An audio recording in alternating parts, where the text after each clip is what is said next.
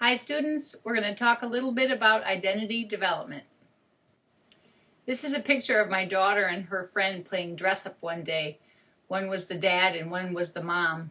And when we're kids we may try and act out adult roles, but really when we talk about identity development, it begins during adolescence. It's when we start to consider, who am I and what do I believe? What do I value in my life?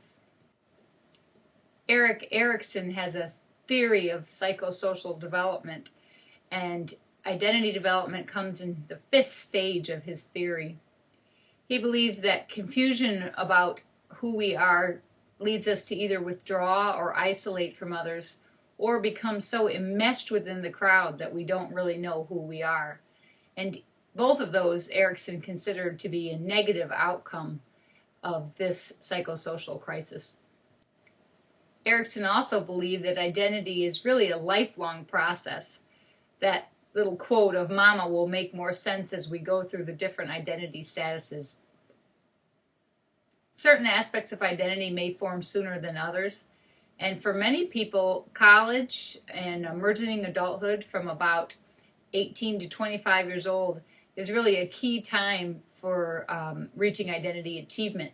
Although, as we'll see, it really depends on what area we're talking about. A man named James Marcia followed up on the work of Erikson, and he interviewed adolescents. And from the interviews, he put them into various statuses. And he did this based on how much the teens seemed to have explored a certain area and how much they seemed committed to certain values within that area. Erikson would argue that identity achievement is the ideal. This is what we want to reach. It's when we've explored different ideas, we've listened to other people's opinions, and then we decide what we believe. The great part about identity achievement is it allows us to have strong convictions and strong beliefs, but we can also remain open to alternate ideas and opinions.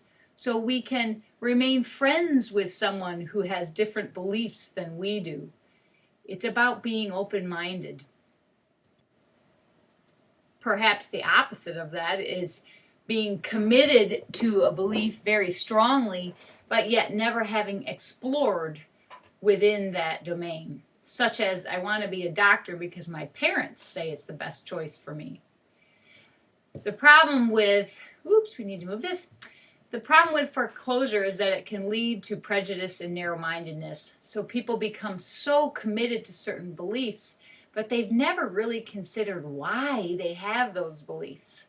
They just go with what their parents have said, or what their pastor has said, or what their teachers have said. And Erikson would say that this is can be somewhat of a scary status to remain in, because you haven't really figured out who you are and what you believe about something. On the other hand, there may be certain areas in someone's life, such as someone's sexual orientation, where foreclosure makes sense. Many people just sort of know their sexual orientation and they don't feel a need to explore, whereas other people do. Well, how do you get to achievement? You can't get to achievement without going through moratorium. And that's that idea earlier of the mama, going back and forth between moratorium and achievement.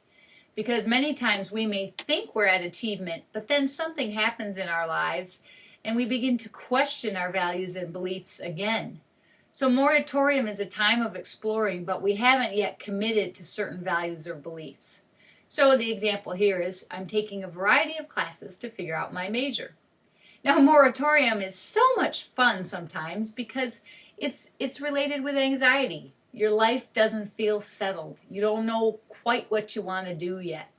But Erikson argues this is absolutely necessary for us to reach achievement. The last and perhaps most dysfunctional status is identity diffusion. This is where a person really doesn't care. I call it the just hanging out phase. Might not be working, might not be going to school, just hanging out. There's no exploration and no commitment. The example here is school is boring. I have no idea what interests me. And that's all the time I have left to talk to you about identity.